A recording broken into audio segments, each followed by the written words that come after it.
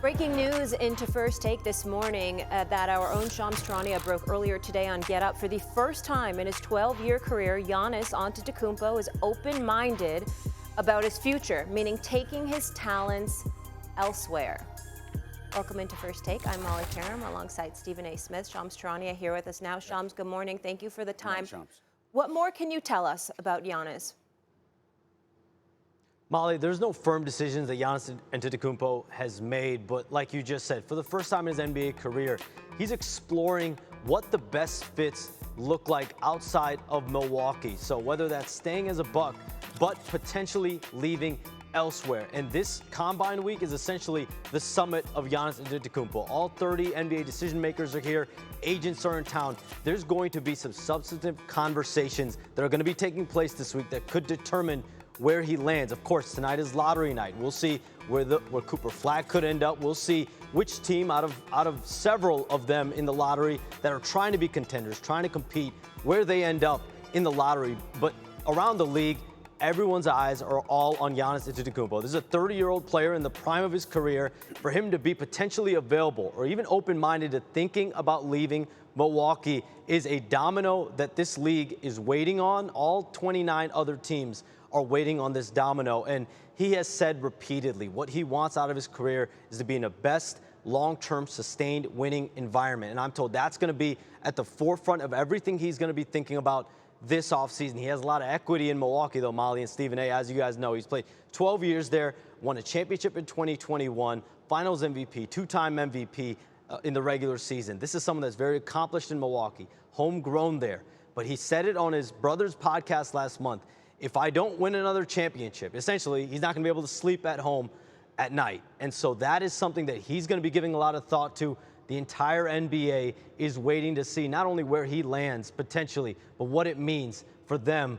And Giannis is at the forefront of everyone's minds here. Shams, what's the ultimate motivation behind the timing of this with Giannis? Is it the fact that they lost in the first round? Is it Damian Lillard being down with the Achilles and likely out for most, if not all, of next season, and he's looking at it from that perspective? What's the ultimate motivation behind it in terms of this moment in time? Stephen, when he looks at this team, I'm told, obviously, it's very top-heavy salary-wise, and there's a lack of really tradable, high-valued contracts. They have 7 players under contracts. Giannis Antetokounmpo, Damian Lillard, of course, Kyle Kuzma, and then there's a lot of guys who make, around minimum salary. So when you look at the marketplace trying to elevate that team, their options are dry, and they only have 1 first-round pick eligible to be traded. That's 6 years away, 2031, 2032. They can trade one of those picks. So you don't have really high-value tradable contracts. You have 1 first-round pick eligible to be traded. You don't necessarily have cap space. They have their full mid-level exception to use. And so some people in Milwaukee do believe, like, listen, we have the mid-level exception and we have 1 first-round pick.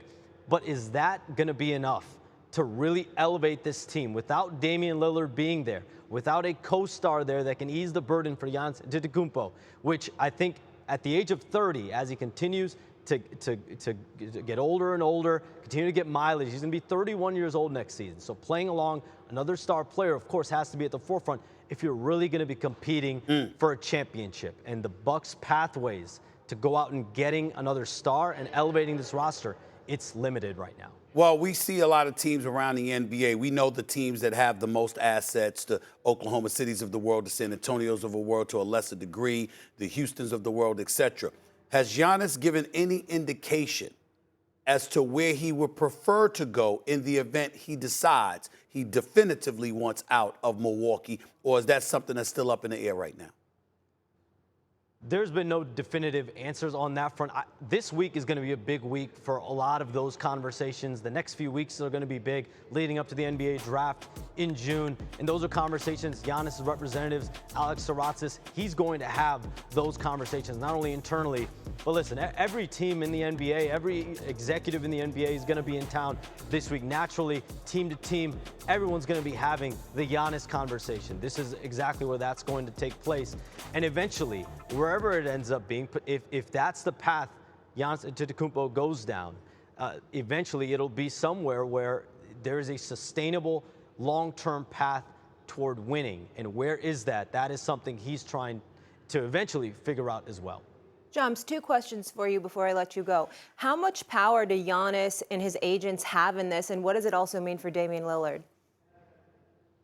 A lot of it, Molly, I think, is just the relationship that's been built over years, right? There's been a lot of equity there, relationships built not only with ownership, Bucks general manager John Horst, with Giannis Antetokounmpo, with his representatives. And that's something that there's long-standing conversations that happen every offseason with Giannis and where his mindset is at. He's even spoken about it publicly, that if we can't get to a position of winning a championship, again, I'm going to have to look outside. But this is that moment where the moment of looking and seeing what else is out there. That's what this offseason is going to be about. That's what this week is going to be about. So those conversations, I think, out of respect will happen, and they're going to want to do, I think, to an extent, right by someone that's been the face of their franchise, brought them a championship, finals MVP, whether that's staying in Milwaukee and rebuilding around him in Milwaukee, or potentially looking elsewhere. And the sides haven't had a formal meeting yet, but I'm told that is expected at some point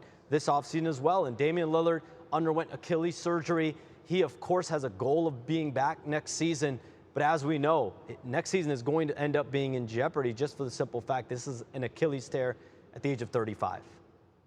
Shams, thank you so much. Guys, the last few postseasons have not gone according to plan for the Bucks, obviously. Since winning that title in 2021, the Bucks have failed to reach the conference finals in 4 straight postseasons, including 3 straight first-round exits. All right, Jay, good morning. Great to see you. Molly, good to see you. Wendy, hi, good morning. Stephen A., I'll start with you. Just your reaction to the Giannis news, potentially taking his talents elsewhere. I'm not surprised at all. Not even a little bit. They're not good enough. Their future doesn't look bright in terms of the assets they have available. And then the moment that Damian Lillard went down with the Achilles tear, I mean, to me, it was a wrap. So, you know, Shams reporting, obviously doing the exceptional job that he always does. He understands that, you know, according to him, he's hearing that he's contemplating it. To me, there's no contemplation. Giannis wants out. It's just that you got a draft lottery coming up tonight. Let's see, you know, what happens with that. Let's see who has what assets, et cetera, and where we're going to go from there. He obviously has an incredible affinity for the city of Milwaukee. Gave him his first opportunity, showed a lot of faith in him, and he's definitely rewarded them in droves with his exceptional play, his championship caliber play, his all-time great play when you look at his career and what he's accomplished. But in the end, this team doesn't appear to be going anywhere because the 2 stars that you have, you got the Lone Ranger that is Giannis. You got Damian Lillard, who could do it all if he's healthy, but he is not. And bless you. And because of the combination of the 2 things, the combination of Damian Lillard, along with you being bereft of the necessary talent to compete legitimately for a championship, of course Giannis wants out. He just hasn't announced it yet. But why should he want to stay in Milwaukee other than nostalgia? You know, I've been down this path once before with KD. I'm not going to make the same mistake twice. Obviously, I have a production company, media company with GA, which I think for transparency should always be out there, should talk about it. I can't tell you, I don't think there's any ill will between him and the Milwaukee Bucks. Right. Obviously, Mark Lasry was part of the team ownership. Great relationship with Mark Lasry. Yeah. Great relationship with Jimmy Haslam, Wes Edens, like John Horst. Everybody's on the same page. I think this comes down to what kind of value can the Milwaukee Bucks extract from Giannis, and can they work together with Alex Rassis and Giannis to make sure that he is positioned to be in the right situation that he wants? I know a lot of teams. You just mentioned Houston Rockets. You talk about San Antonio. AC. I throw out another team, and I did this before. I just wouldn't discount Golden State. Okay. I wouldn't discount Golden State and Steph Curry. I think assets-wise, they could have it. You could package Jimmy Butler. Just understanding how Giannis has had a proclivity for Steph Curry before, how they could play, how you can keep that window open for them both. I just think it's an interesting team to talk about that nobody's really talked about as of yet. What about Brooklyn? They have a lot of assets. I just wonder, can you win a championship if you're trying to win a championship in your next 3 to 5 years? Giannis has 2 years left on his deal, so he's going to have some impact. Yeah. I mean, because again, you have him for 2 years. He's a superstar. He's going to have some impact on where he's going to go. Why the hell would you go to Brooklyn instead of the Knicks? I don't see that Big happening. market. So no, I don't see that. You don't have to cut down my Brooklyn. Wendy? I'm just letting you know. I'm just letting you know. Everybody learn the message from KD and Kyrie. The New York Knicks is where you need to go. I know you're feeling good right now, but you don't. No, I'm not. I'm not feeling that good after Saturday's game, but let's Wendy go. Wendy? First off, welcome back, Molly. I hope you're feeling better. We missed you. Thank you. Getting there. Thank you. Secondly, the big thing about Stephen A. just mentioned that Giannis has 2 years left on his contract, plus a player option, but functionally it's 2 years.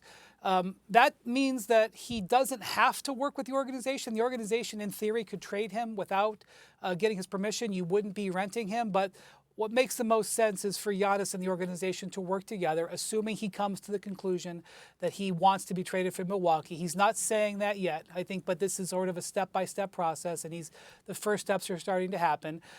If he works together, this means that what Giannis's preferred destination will be really as far as handicapping this field, what Giannis wants will be most important. Yes, I can sit here and show you the San Antonio Spurs assets, that they have other picks and that they have good young players. I can talk about what happens in the lottery tonight, like what happens if Houston Rockets, who actually own the Phoenix Suns pick, what happens if they jump into the top 4?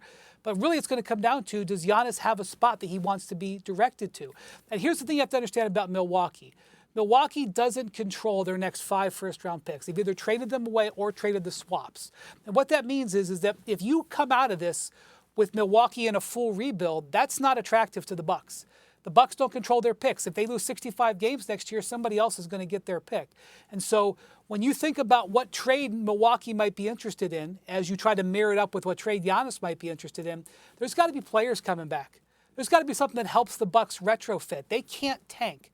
The other thing is, if you're trading Giannis to a team that is going to become a super team, okay, and your offer back for Giannis is your own draft picks, that's not going to be attractive to Milwaukee. So that's why it's really going to matter what happens in the lottery tonight and what Giannis wants. We're not going to have all the answers, but we're going to have a better feel, because there's some competitive teams for Giannis in tonight's lottery that could improve their hands. Stephen A., before you jump in, I'm just curious, obviously winning's paramount, but how much do you think the market also matters for him? Like, that's why I brought up a team like Brooklyn, because obviously he's been in a small market for 12 years. Well, I don't think the market matters that much, because once you've been in Milwaukee, almost every market is equitable.